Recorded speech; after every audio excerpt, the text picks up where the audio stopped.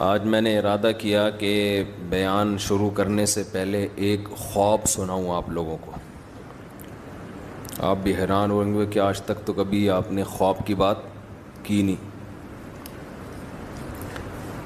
ہمارے جو مؤذن صاحب قاری رشید، اللہ ان کی مغفرت فرمائے، ان کے درجات کو بلند فرمائے، 40 سال سے زیادہ اس مسجد کی انہوں نے خدمت کی.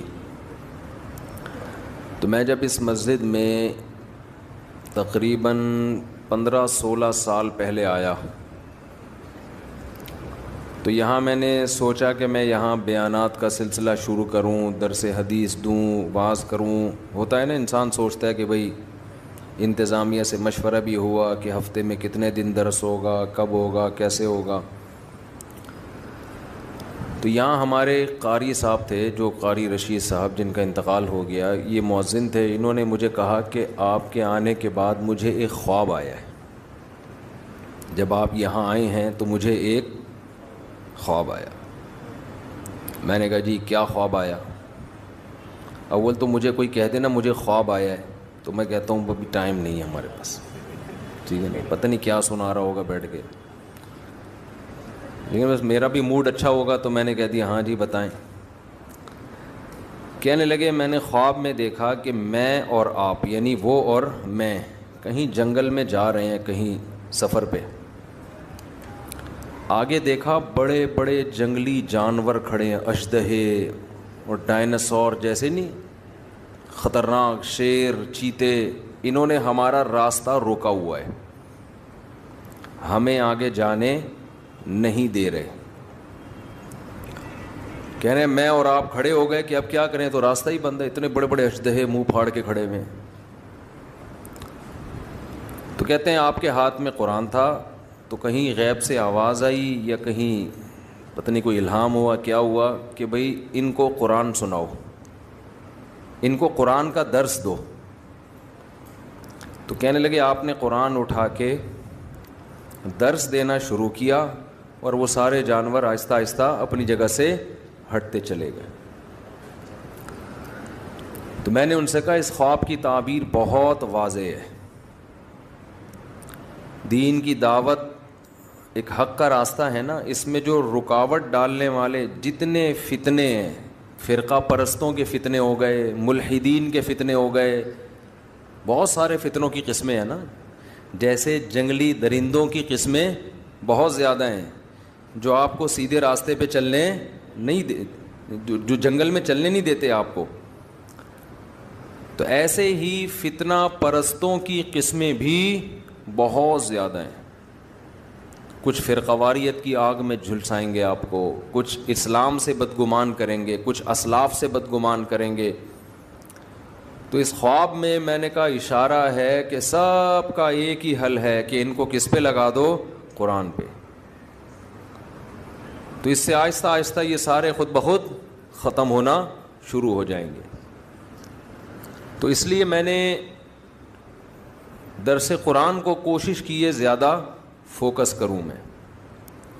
پھر قرآن میں بھی آج کل مسئلہ یہ ہے کہ جو قرآن جس کے دماغ میں کچھ ہوتا ہے نا، وہ اس کے حساب سے قرآن سناتا ہے.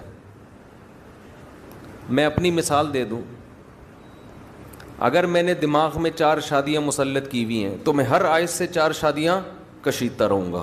ٹھیک ہے نا، یہ ہوتا ہے بعض خطیبوں کے ساتھ، ہر چیز ادھر ہی اٹھا کے فٹ کریں گے. میں نہیں کرتا ایسا، لیکن ہو سکتا ہے یہ نفسیات بن جاتی ہے انسان کی. بعض لوگ جو جہاد کے قائل ہیں، ہونا چاہیے انسان کو، وہ ہر آیت سے جہاد جس کا جہاد سے کوئی تعلق بھی نہیں ہے اس سے بھی کیا نکالا جا رہا ہے، وہ پورے قرآن میں الحمد سے لے کے والناس تک ان کا قرآن گھومتا ہے جہاد کے گرد. یہ بھی غلو ہے بھائی، جتنا جو چیز ہے اس کو اتنا بیان کیا جائے، جس کو جتنا رکھا گیا ہے نا. کوئی اس کو پورا تبلیغ پر، کوئی پورا سیاست پر، کوئی خلافت پر. اب تو سیاسی جماعتیں ایک دوسرے پہ فتویٰ لگانے میں بھی قرآن کا سہارا. آپ کا آدمی جب وہ غلطی کرے اس پہ قرآن کی آیتیں فٹ نہیں کرتے، جیسے ہی مخالف پارٹی نے وہ غلطی کی قرآن پڑھ کے سنانا. فرقہ پرست بھی یہ کام کرتے ہیں. آپ کی مخالف رائے پہ کوئی عالم چلا گیا تو فوراً یہودیوں کے علماء والی جو آیتیں ہیں وہ اپنے مخالفین علماء پہ فٹ کرنا شروع کر دیں کہ یہود و نصارہ کے مولوی یہی کرتے تھے، آج یہ مولوی بھی. تو ہر آدمی کوشش کرتا ہے اپنی جو ایک، جس کو کہتے ہیں نا فرسٹریشن، جو ایک ٹھڑک ہوتی ہے، وہ ٹھڑک کس طریقے سے پوری کر رہا ہوتا ہے. لیبل کس کا لگ رہا ہوتا ہے؟ قرآن کا. تو میں نے یہ ارادہ کیا تھا. اچھا، ڈاکٹر اسرار احمد رحمہ اللہ تعالیٰ کی ایک اچھی بات یہ لگی کہ ان کے درس میں یہ عنصر کم نظر آیا. میں یہ نہیں دعویٰ کرتا کہ بالکل بھی نہیں تھا، ان کے بھی اپنے کچھ نظریات تھے جو وہ درس میں لاتے رہتے تھے، لیکن اتنی بات ہے کہ انہوں نے قرآن کے وہ مضامین جو قرآن نے بہت اہتمام سے بیان کیے، ان مضامین کو انہوں نے بہت زیادہ ہائی لائٹ کیا ہے. تو بہرحال میں نے یہ، اور بھی علماء ہیں، لیکن ہمارے علماء کا مسئلہ یہ ہے کہ وہ میڈیا پہ نہیں ہیں. ان کے درس اپنی مسجدوں کے اندر محدود ہیں. حضرت مولانا سرفراز خان صفدر صاحب رحمہ اللہ تعالی گجرانوالہ کے بہت بڑے عالم، نہیں علامے تھے. وہ اتنے بڑے عالم کہ آپ ان کی کتابیں پڑھو آدمی حیران ہو جاتا ہے کہ کیسا علم اللہ نے اور تحقیق کیسی دی تھی ان کو. جب میں نے ان کی کتابیں پڑھی نا تو میں نے کہا بھائی یہ ایک صفحہ لکھنے میں کم سے کم 1.5 سے 2 مہینہ لگا ہوگا، جو ریسرچ ان کی ایک پیج پر ہوتی ہے. جبکہ مکتبہ شاملہ بھی نہیں تھا، گوگل بھی نہیں تھی. ان کے بارے میں تھا کہ جب وہ تحقیق کرتے نا ان کو پتہ چلتا کہ یہ حوالہ مجھے ملے گا ترکی کے فلاں کتب خانے میں فلاں کتاب میں ہے، یہ یہاں سے کسی کو بھیجا، چل بھائی ترکی جا، فلاں کتاب نکال تلاش کر، اس کے فلاں صفحے میں دیکھ کے مجھے بتا کہ ہے یا نہیں ہے. سمجھتے ہو؟ تو ایسے ان کی تحقیقی کتابیں ہیں، لیکن ہماری عوام ان کو جانتی بھی نہیں ہے. کیوں؟ بھائی وہ میڈیا کا استعمال ہی نہیں تھا، لوگوں کو پتہ ہی نہیں ہے.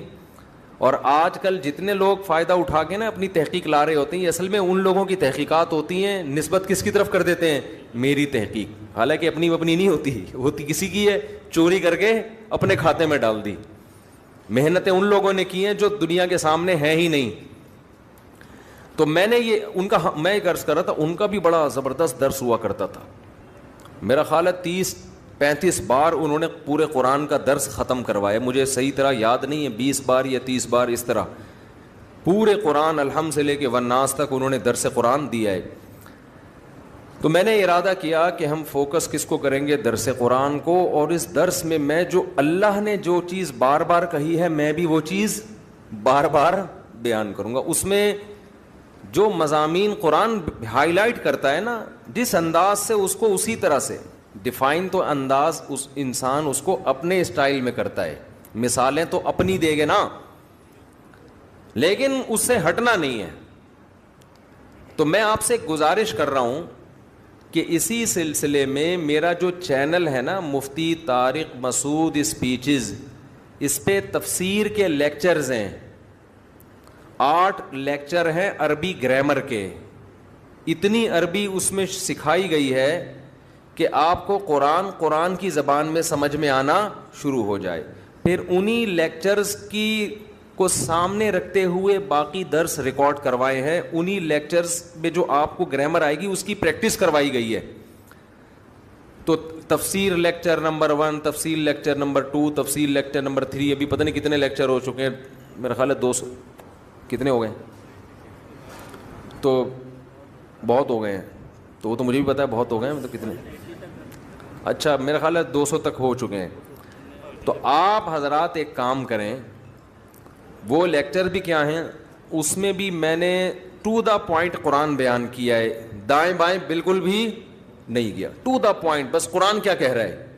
باقی دیکھیں قرآن تو ایک سمندر ہے نا، اس میں غوطے لگاؤ تو وہ تو مضامین نکلتے چلے جائیں گے. ایک آیت پہ 6 گھنٹے بھی تقریریں ہو سکتی ہیں. لیکن ہم نے کوشش کی ہے کہ اس کو بس قرآن سمجھ میں آ جائے کہ اللہ ہم سے کہہ کیا رہا ہے. باقی اس میں علمی نکات کے تو ایک پورا سمندر ہے. تو وہ لیکچر آپ لوگ سنیں، ابھی رمضان ہو رہا ہے ختم، اور آپ نے ہو جانا ہے مارکیٹ سے شارٹ.